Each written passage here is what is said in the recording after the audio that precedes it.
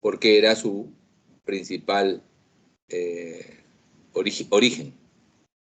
Entonces, esperemos que con el tiempo baje aún más.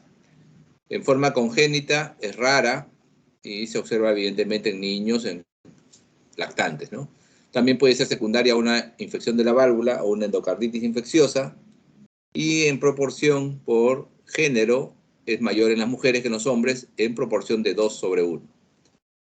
Hay otras causas, ¿no? Solamente propias de la válvula que causan estenosis, sino también causas que pueden, sin estar afectada directamente la válvula, impedir el llenado del ventrículo izquierdo, porque tapan la válvula. O sea, la válvula puede estar bien, pero estos problemas pueden, digamos, de alguna manera dificultar el paso de la sangre por esta zona. Por ejemplo, la presencia de un tumor, de un tipo de tumor que se llama mixoma auricular. En el mixoma auricular, ¿no?, se genera un tumor en la zona de la aurícula, y ese tumor puede generar un efecto de bola.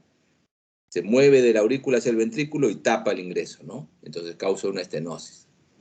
Un trombo en la válvula, una mucopolisacaridosis, una calcificación del anillo, una colagenopatía del tipo lúpica o artritis reumatoidea puede originar.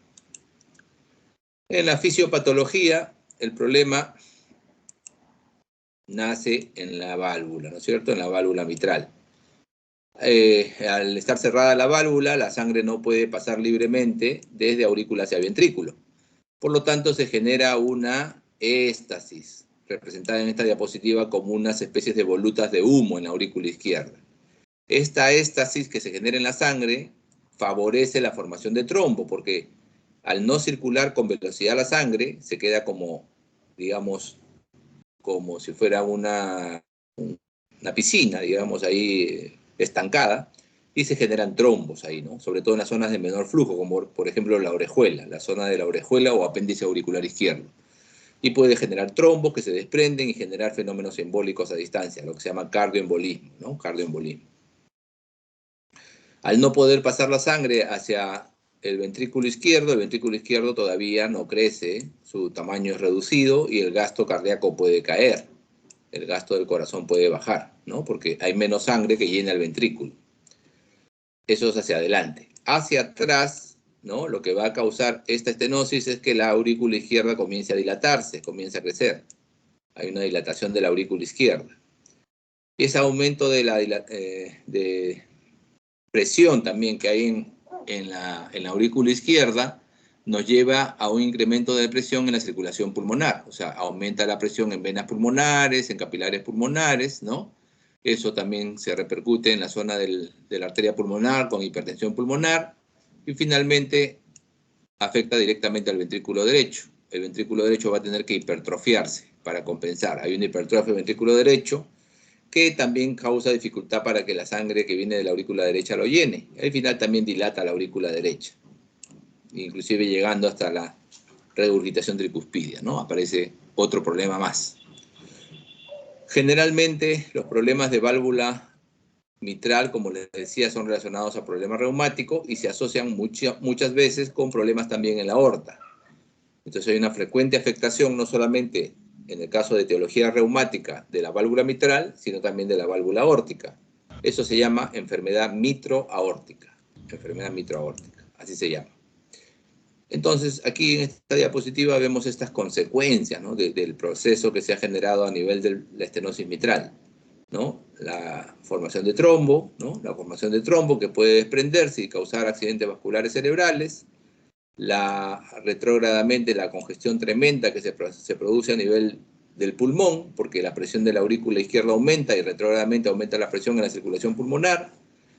Vemos también la afectación del ventrículo con su dilatación e incremento de la presión también en la aurícula derecha, y la sobrecarga también que se da en la circulación portal y en la circulación venosa sistémica, ¿no? Edema, hepatomegalia y todos los compromisos del lado derecho. ¿Cómo se valora la gravedad? Bueno, se hace una técnica que se llama la ecocardiografía, ¿ya? Entonces, la ecocardiografía permite valorar muy directamente la severidad, la gravedad de esta estenosis. Se habla de una estenosis mitral leve cuando el área de la válvula calculada es mayor de 1,5 centímetros cuadrados, cuando el gradiente medio que hay entre aurícula izquierda, ¿no es cierto?, y ventrículo izquierdo es menor de 5 milímetros de mercurio, y cuando la presión sistólica de la arteria pulmonar es menor de 30 milímetros de mercurio. Es una estenosis moderada si el área está entre 1 y 1,5, si la gradiente está entre 5 y 10, y si la presión sistólica pulmonar de arteria pulmonar está entre 30 y 50. ¿Y cuándo es severa? Es una estenosis mitral severa si el área es más pequeña de 1 centímetro cuadrado, si el gradiente medio es superior a 10 milímetros de mercurio y si la presión sistólica de arteria pulmonar es mayor a 50. Vamos a ver un poquito la clínica. Bueno, en la anamnesis, evidentemente, fiebre reumática, ya hemos dicho, causa fundamental. Entonces, fiebre reumática, no olvidar, ¿no?, que hay unos criterios que se llaman los criterios de Jones, ¿no?, los criterios de Jones que permiten hacer el diagnóstico, ¿no? Son 5 criterios mayores: carditis, corea, eritema margitado, nódulo subcutáneo y artritis, ¿no? Son los criterios de Jones para fiebre reumática. Puede preguntársela a la mamá si es que no se acuerda el niño. Bueno, hay que buscar los datos. El paciente puede tener fatiga, puede tener intolerancia al ejercicio o cansancio fácil, que se llama astenia. Puede haber palpitaciones por alteraciones del ritmo del corazón. Puede presentar hemoptisis. Puede haber disfonía por compresión del nervio laríngeo recurrente. Puede haber dolor torácico por la presencia de hipertensión en la arteria pulmonar. Y puede haber cardioembolismo, ¿no?, un accidente cerebrovascular. En los síntomas, el más importante, la disnea. Es el síntoma más importante, la disnea. Traduce el incremento de la presión que hay en la aurícula izquierda, y ese incremento de la presión en la aurícula izquierda retrógradamente se transmite al lecho venocapilar pulmonar, causando congestión pulmonar, ¿no?, y dando origen a la disnea. La hemoptisis se puede originar porque al haber sobrecarga de presión en la circulación pulmonar, se puede incrementar la presión sobre la pared de las venas endobronquiales, esas venas endobronquiales tornarse hasta varicosas y al final romperse, ¿no?, al espacio bronquial y evidenciarse sangre durante la tos, ¿no?, sangre que viene del aparato respiratorio, hemoptisis. La fibrilación auricular es una arritmia, ¿no? La fibrilación auricular es una arritmia. En la fibrilación auricular lo que pasa es que la contracción auricular ordenada se pierde y las paredes de la aurícula se mueven en desorden, como si fueran gelatinas. No hay un orden de contracción.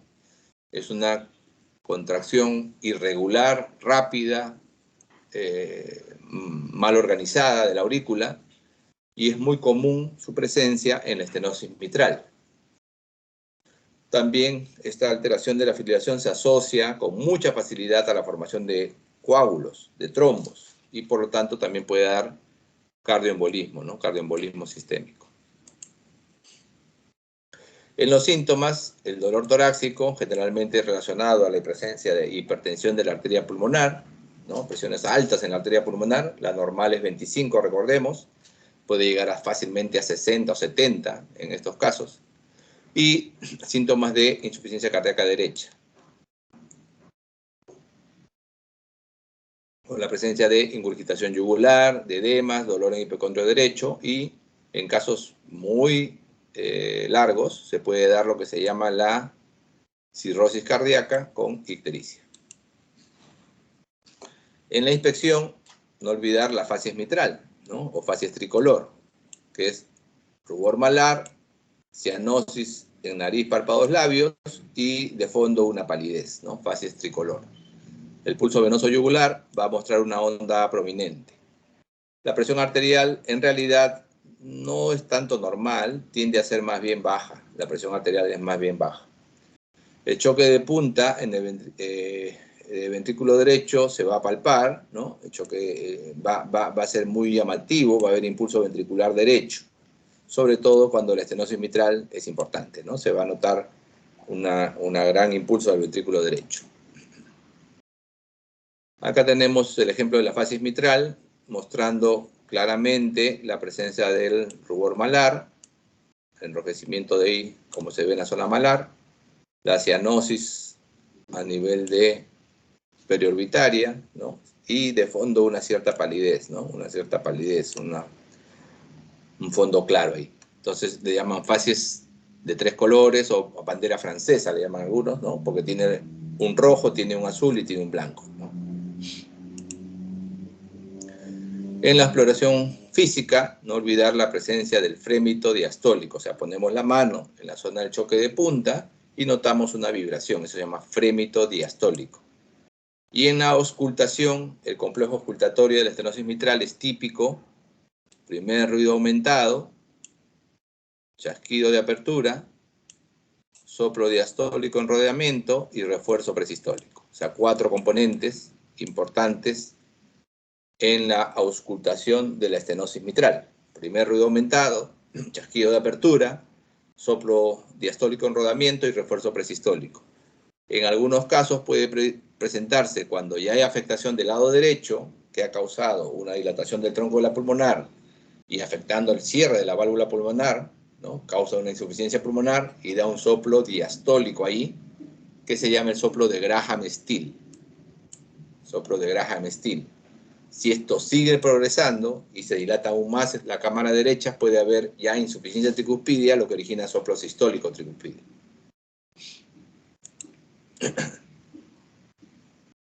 Muy importante recordar que el chasquido de apertura nos puede indicar la severidad de la estenosis mitral. En la estenosis mitral leve, el chasquido de apertura está separado del segundo ruido. En la moderada ya está más pegadito. Y en la severa el chasquido está muy pegado al segundo ruido. El chasquido de apertura se va a dar por la apertura de la válvula mitral. Entonces, mientras mayor sea la severidad de la estenosis, mayor va a ser la presión de la aurícula izquierda. Al haber mayor presión de la aurícula izquierda, va a abrir la válvula mitral más rápido. Más precozmente, mejor dicho. Más precozmente, más pegado al segundo ruido. Entonces, mientras más pegado esté el chasquido de apertura al segundo ruido, más severa es la estenosis. ¿Ya? Mientras más pegado esté el chasquido, como ven aquí en esta zona de acá, acá está el segundo ruido. Y como ven, está pegadito el chasquido de apertura en la estenosis mitral severa. Otra diferencia es que si es severa, el soplo ya se va a escuchar prácticamente en toda la diástole, ¿no? El soplo se va a escuchar prácticamente durante toda la diástole en la severa, pero siempre se va a mantener el componente de refuerzo final, que es el refuerzo presistólico. En la placa de tórax, a diferencia de la insuficiencia mitral, aquí no vemos que el ventrículo izquierdo crezca mucho. La verdad, está bastante contenido el ventrículo izquierdo, ¿no? En su posición, pero sí notamos datos a favor de incremento de la presión pulmonar, aumento de la presión de la aurícula izquierda, incremento de la aurícula derecha y del ventrículo derecho. Si hacemos una placa de tórax con ingesta de sustancia varitada y tomamos una placa lateral, acá tenemos el esófago, esto que ven aquí, este es el esófago, que digamos al paciente se le ha hecho ingerir bario para que haga contraste. ¿Qué es lo que notamos? Notamos que en la estenosis mitral la aurícula izquierda crece muchísimo y la aurícula izquierda crece hacia atrás, comprometiendo directamente al esófago. Y al comprometer directamente al esófago, el paciente puede tener alteraciones para alimentarse. O sea, le va a dificultar la deglución. Y también va a haber alteraciones en la voz, porque por esta zona, más o menos, discurre, ¿no?, el nervio que se llama laringio recurrente.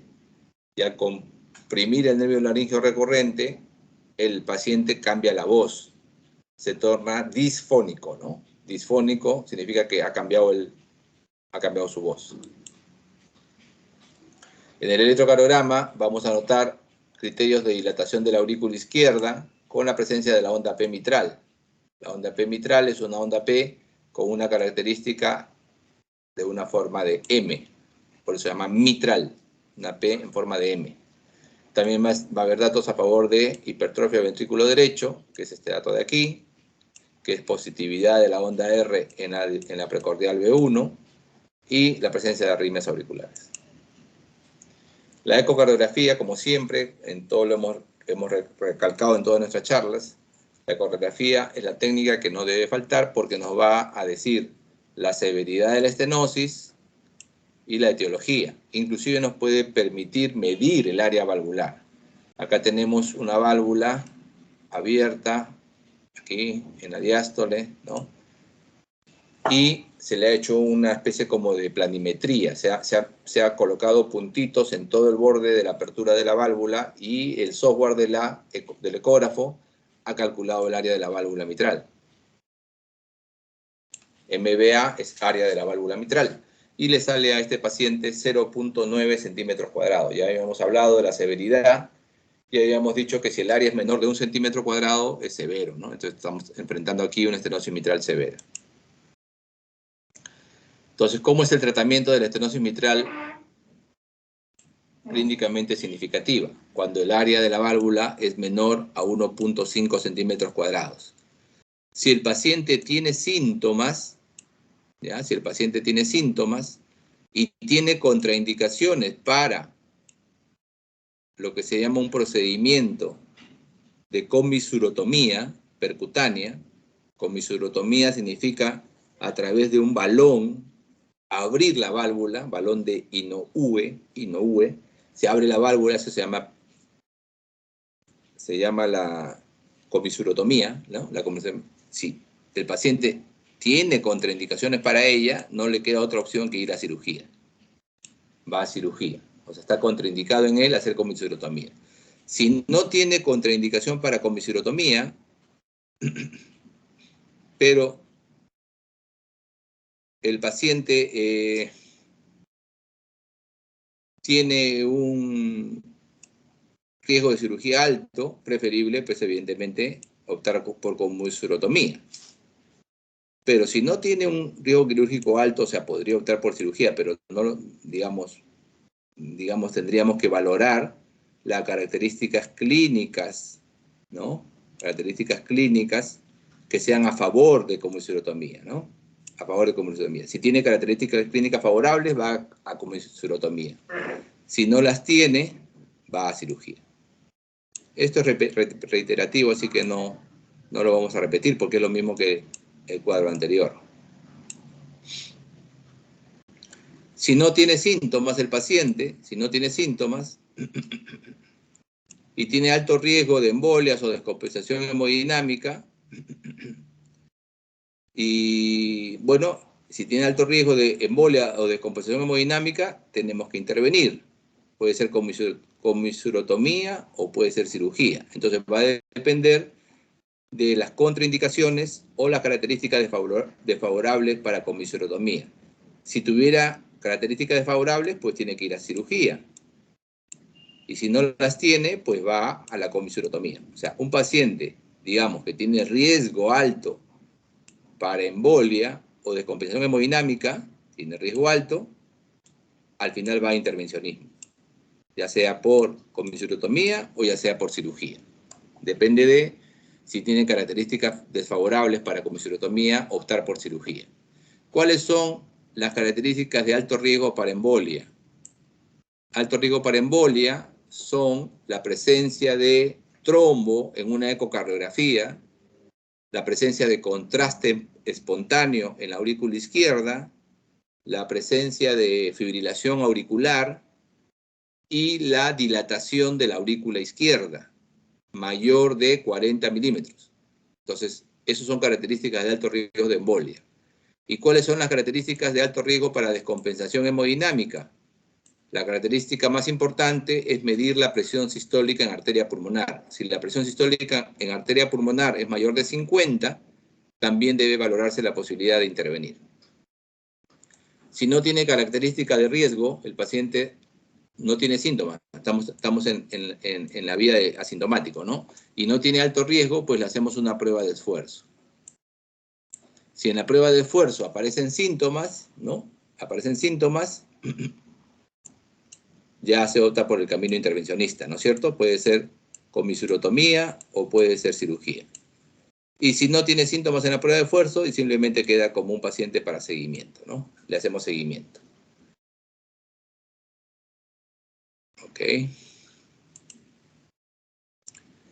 Entonces, ¿cuáles son las indicaciones de comisurotomía o cirugía? La comisurotomía percutánea está indicada para pacientes sintomáticos que tienen síntomas sin características desfavorables para este procedimiento. Indicación 1B. 1B significa 1, que está casi obligatoria indicarla por los médicos, y B es el nivel de la evidencia. O sea, B tiene estudios sólidos, ¿no?, que la respaldan, estudios grandes.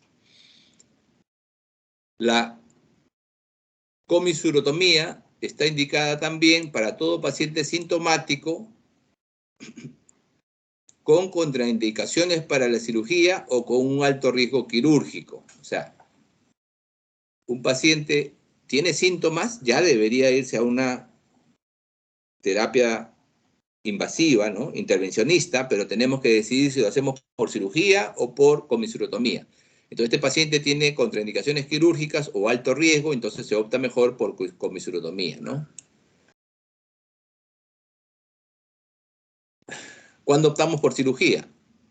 La cirugía de válvula mitral está indicada para pacientes sintomáticos que no son candidatos a comisurotomía. Entonces, casi nos quiere decir esta guía que la primera opción es comisurotomía. La primera opción sería comisurotomía, y solamente en caso que el paciente no sea candidato a ese procedimiento, ahí pasaríamos a considerar la cirugía como estrategia de reemplazo. En algunos casos, inclusive, puede considerarse comisurotomía para pacientes asintomáticos, pero tienen que tener ciertas características importantes. No debe tener el paciente características clínicas y anatómicas desfavorables para este procedimiento. Y además, el paciente debe tener riesgo tromboembólico alto, ya dijimos cuáles son las características, o alto riesgo de descompensación hemodinámica, que ya dijimos también en la diapositiva anterior. Acá la indicación ya es de un nivel un poco menor, 2A. Indicación de nivel 1 es que el médico está obligado prácticamente a tomarla. Luego, en clasificación 2, en nivel 2, el médico está fuertemente indicado a recomendarla. 2A prácticamente es casi un nivel 1. Y 2B ya es menos de evidencia. Y la nivel 3, ¿no?, de clase 3 ya sería inclusive de riesgo para el paciente y no deberíamos seguir ese camino.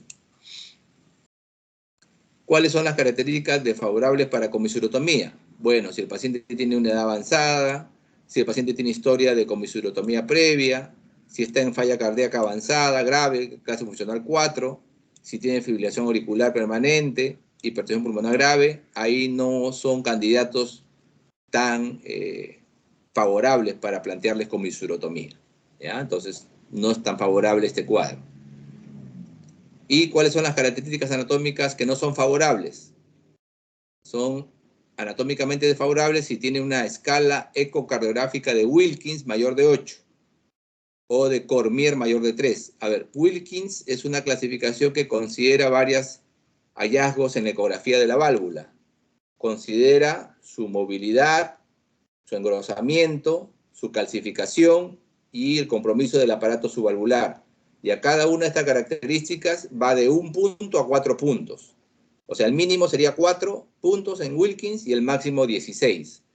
Si tienes 8, más de 8, el paciente no es candidato a hacerle una comisurotomía. ¿Ya? Mientras mayor sea la escala de Wilkins, no considerar comisurotomía. Y en la escala de Cormier 3 es una calcificación de la válvula mitral de cualquier grado que se determina por fluoroscopía. O sea, cuando hay calcificación, ya tampoco el paciente debería considerarse para comisurotomía. También una característica anatómica en contra de este procedimiento es que el área de la válvula sea muy pequeña, ¿no? Un área valvular muy pequeña, una estenosis crítica, digamos, ¿no? Muy pequeña. O que haya una insuficiencia tricuspidia grave concomitante. El procedimiento de comisurotomía tiene contraindicaciones. Si el área valvular mitral es mayor de 1.5, contraindicado. Si hay trombo en aurícula izquierda, contraindicado. Si está asociada a la estenosis una insuficiencia mitral, o sea, doble lesión que le llaman, o sea, tiene estenosis y tiene insuficiencia, y esta insuficiencia mitral es mayor que leve, tampoco estaría contraindicada la comisurotomía. Si hay una calcificación grave o de ambas comisuras, tampoco está indicada.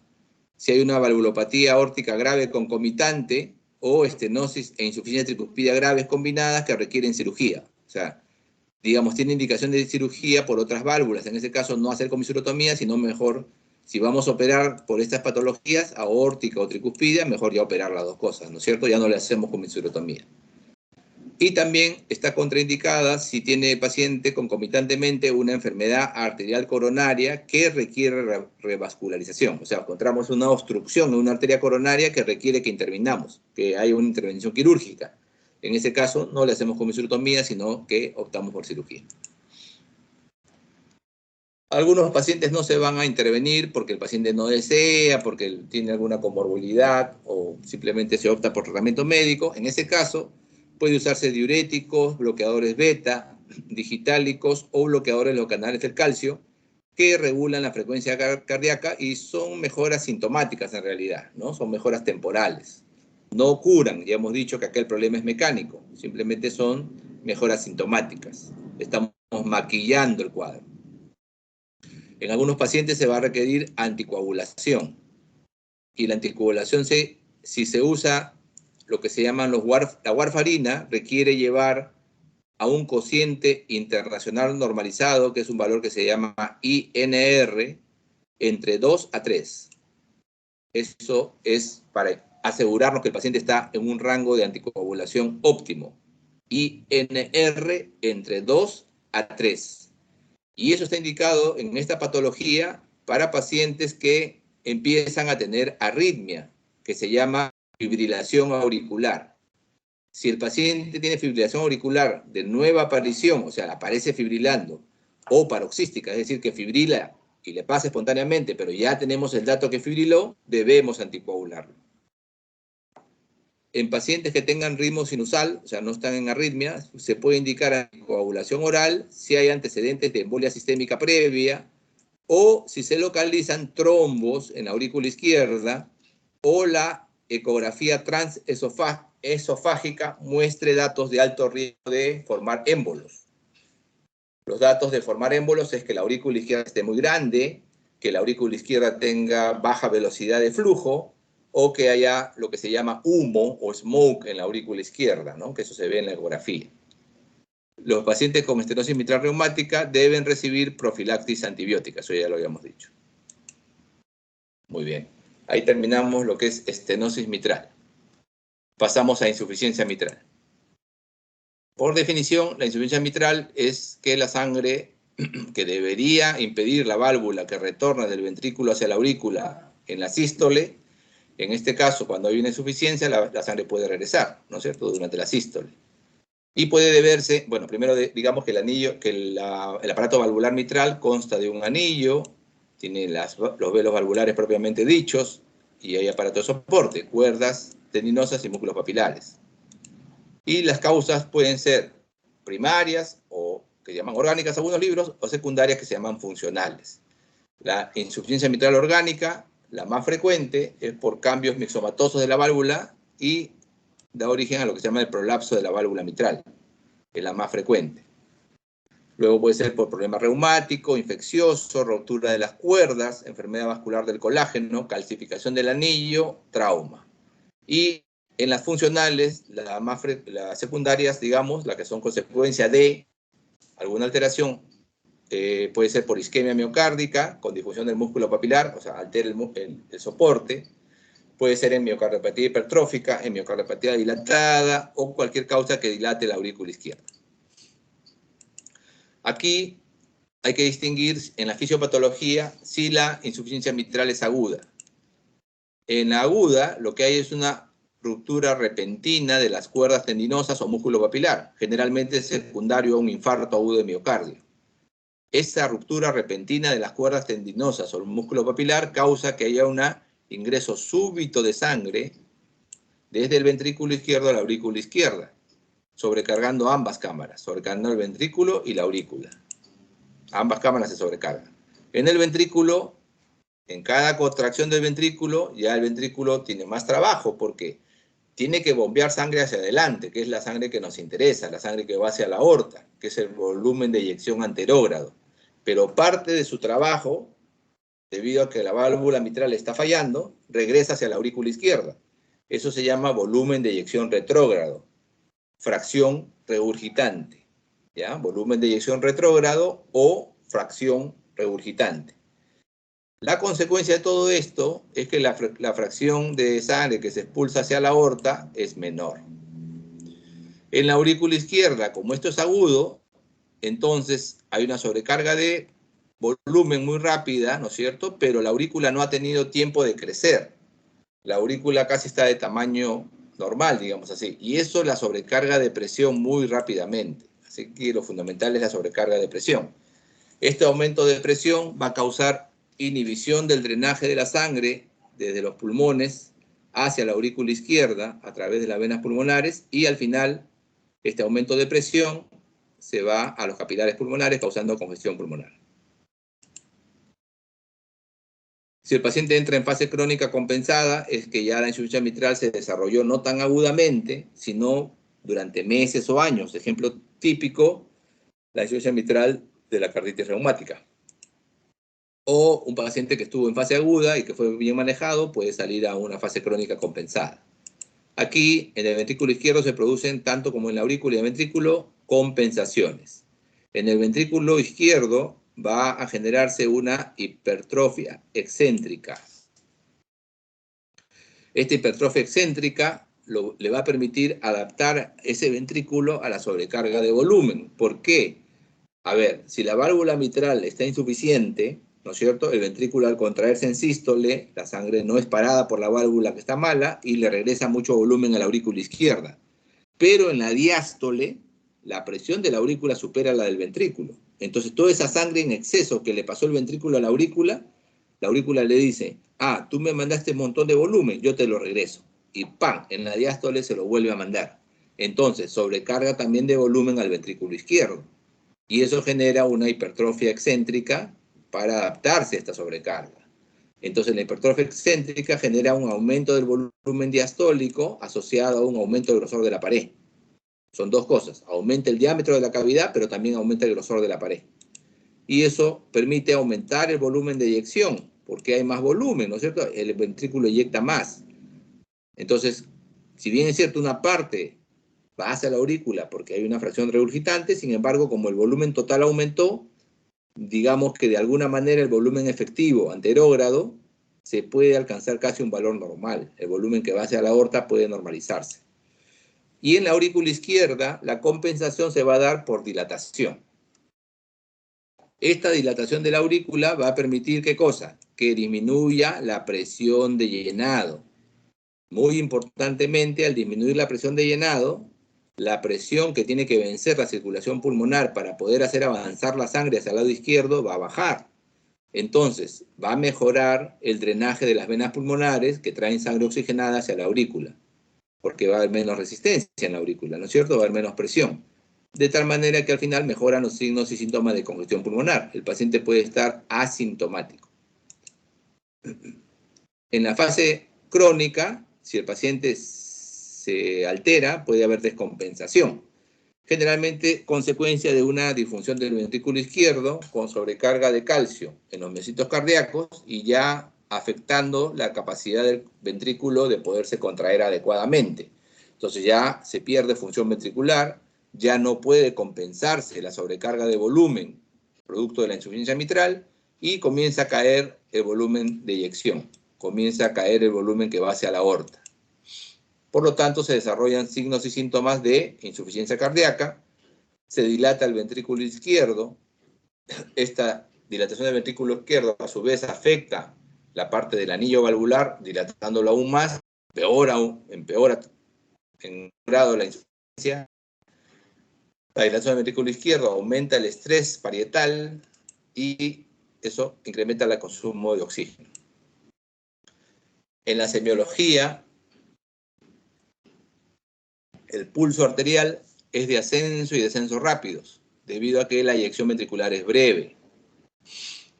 O sea, sube y baja rápido, debido a que la eyección ventricular es breve.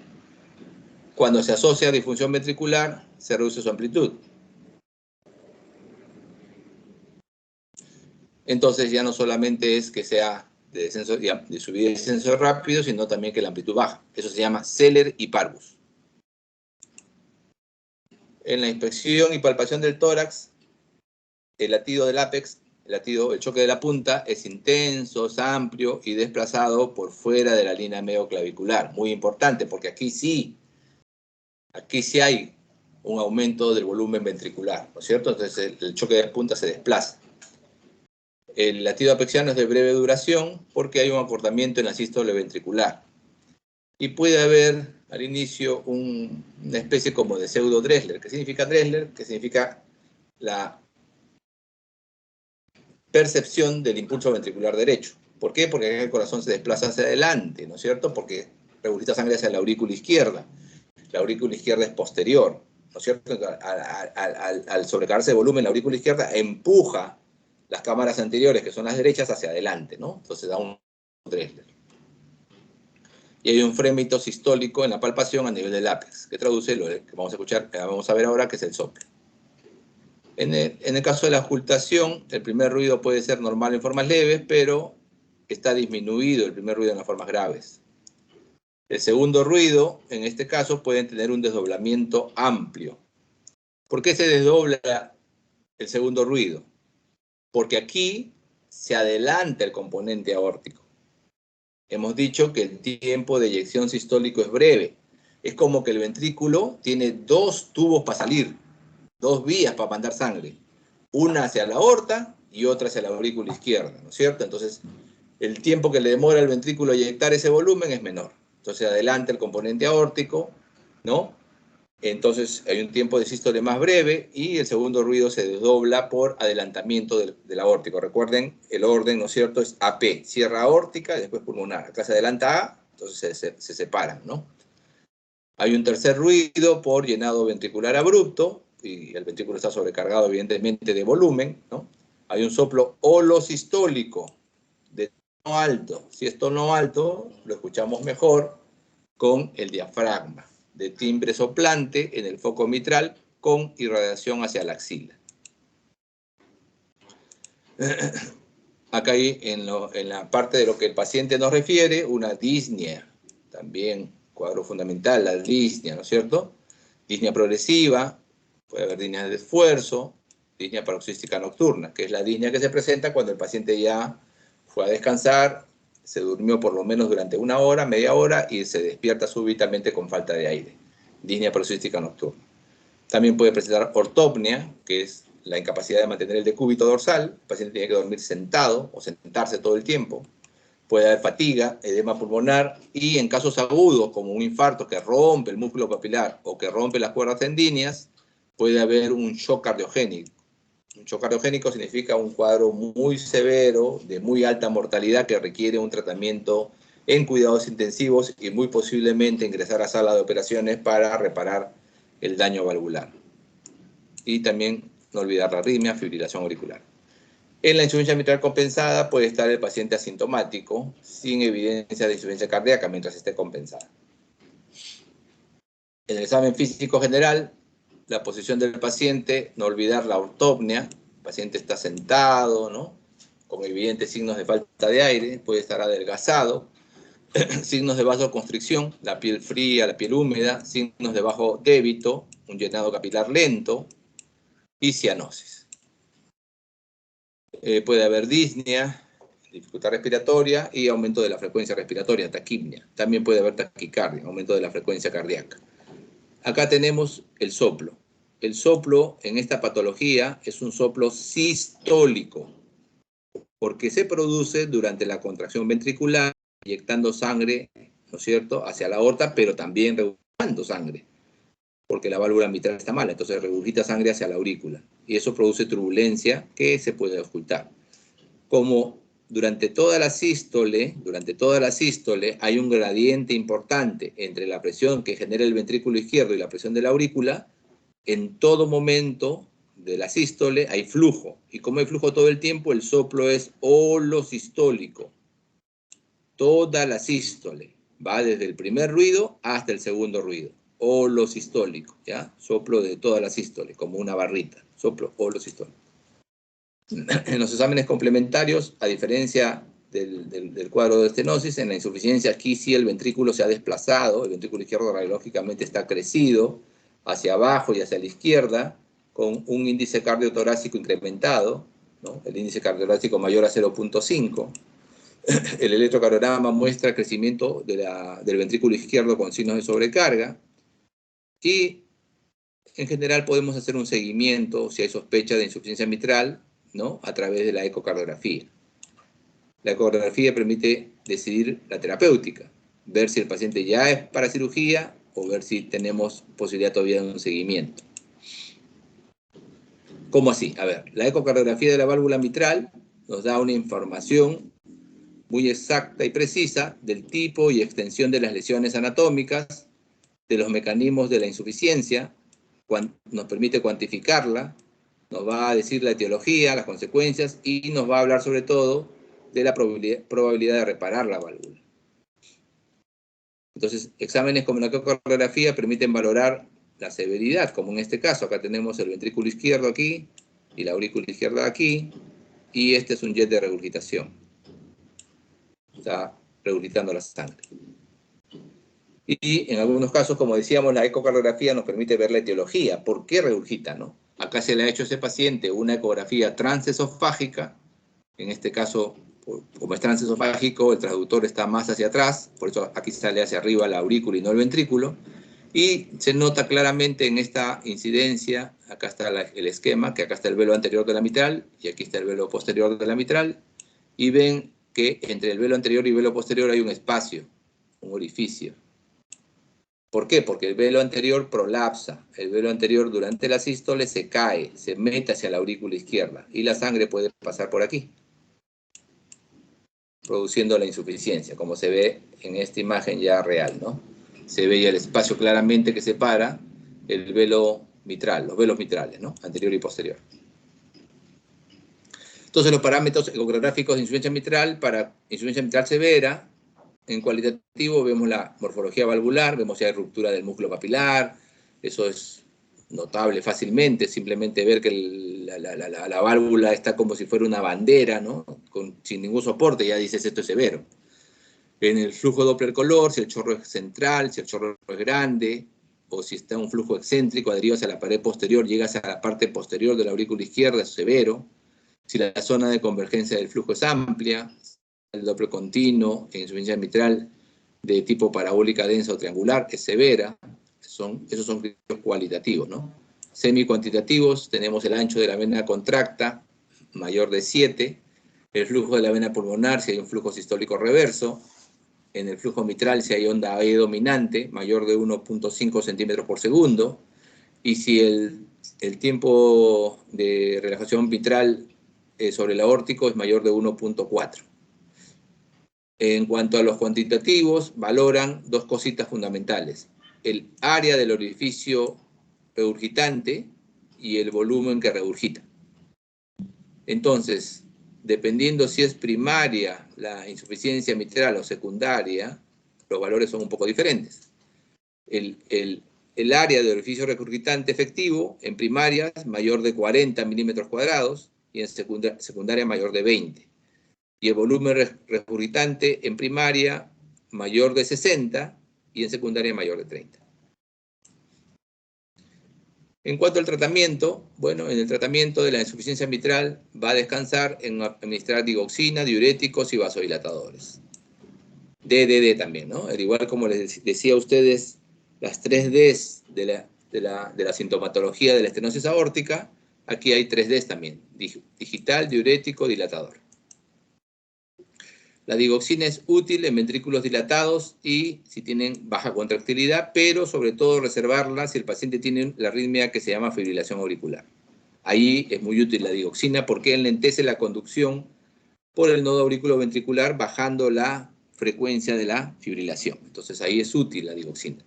En otros casos no se ha demostrado realmente que cambie la historia del paciente. O sea, digamos que su indicación se basa en la fibrilación. Los diuréticos son importantes, ayudan a tratar la congestión pulmonar y, por lo tanto, reducen los síntomas de congestión pulmonar. La disnea paroxística nocturna se van a aliviar.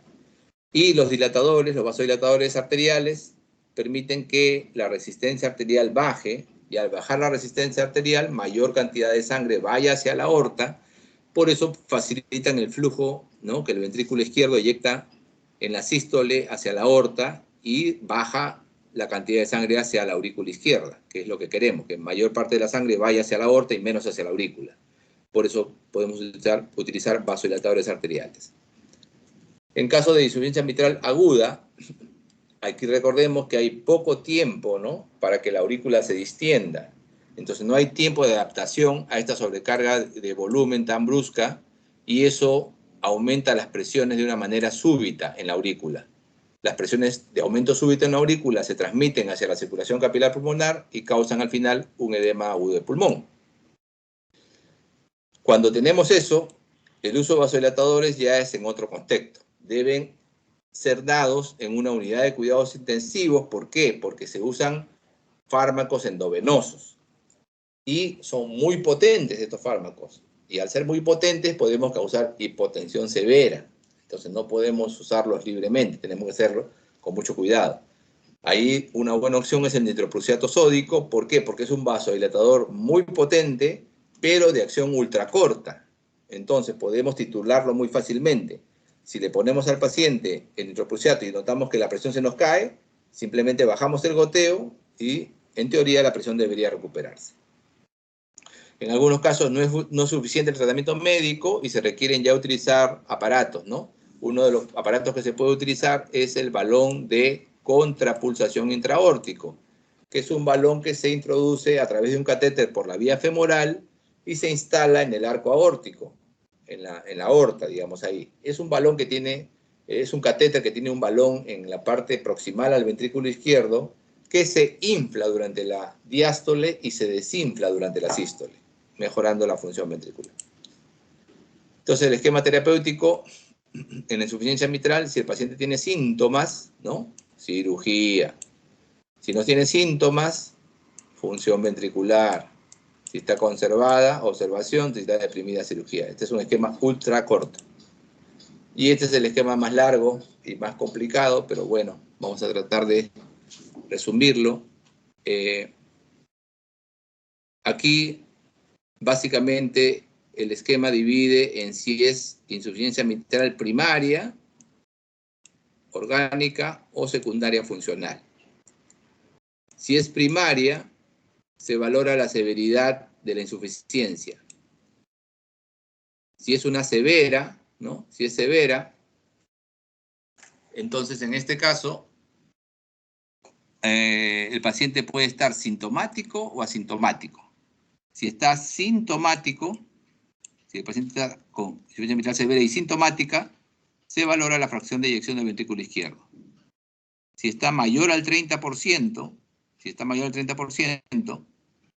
vamos a cirugía.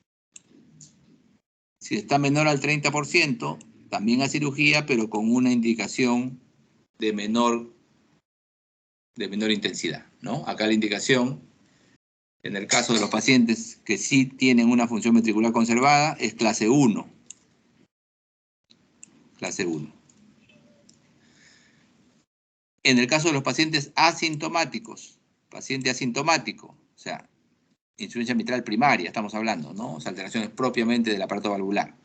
Entonces, si está asintomático, se valora la función ventricular, ¿no?, y se valora el volumen ventricular. Si tiene una fracción de eyección mayor al 60% y el volumen de fin de diástole del ventrículo izquierdo es menor de 40 milímetros de mercurio, ¿no?, entonces puede ir a reparación valvular, si hay una buena posibilidad de mejorar la válvula por reparación. Si el paciente no tiene, ¿no?, una buena posibilidad de reparación o su mortalidad esperada por la reparación es alta, preferible es monitoreo nada más.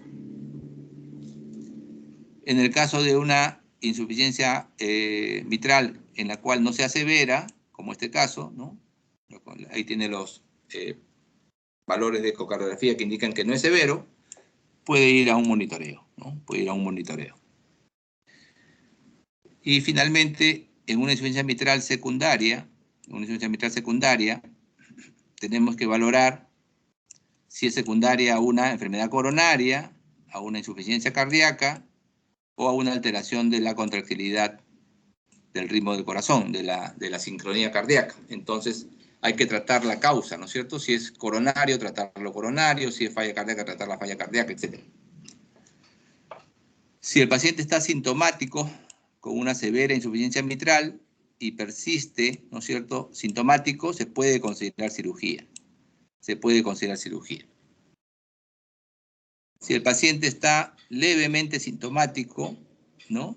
Si el paciente no tiene tantos síntomas, está levemente sintomático, entonces se puede considerar monitoreo periódico. Ese sería el manejo de los pacientes con insuficiencia mitral. Bueno, tienen una clase, me dijeron, programada de síncope, ¿no? A las 10.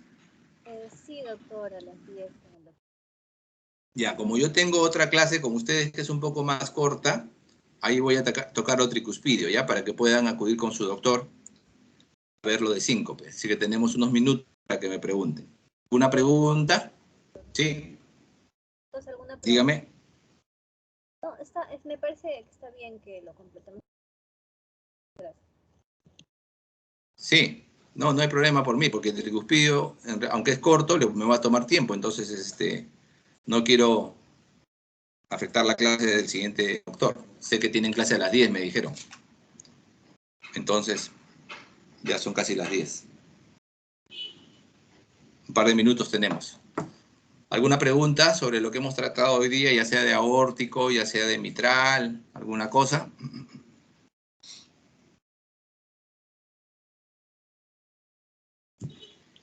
Muy bien. A ver, ¿quién me dice cuáles son los hallazgos auscultatorios en estenosis mitral? ¿Qué se ausculta en una estenosis mitral?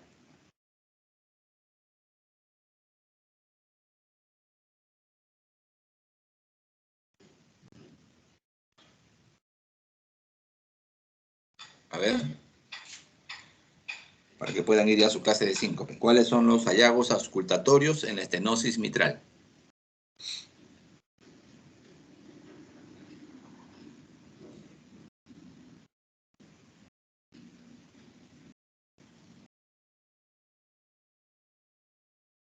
Doctor, tengo entendido que ahí hay soplo diastólico. Sí, soplo diastólico, correcto. ¿Qué más? Soplo diastólico hay, perfecto. ¿Qué más? ¿Qué más se puede auscultar en la estenosis mitral?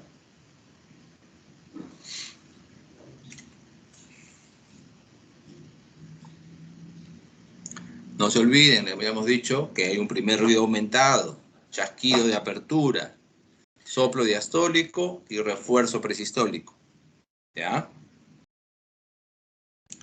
A ver, una última pregunta. Si el chasquido de apertura se pega más al segundo ruido, ¿es más severo o menos severa la estenosis?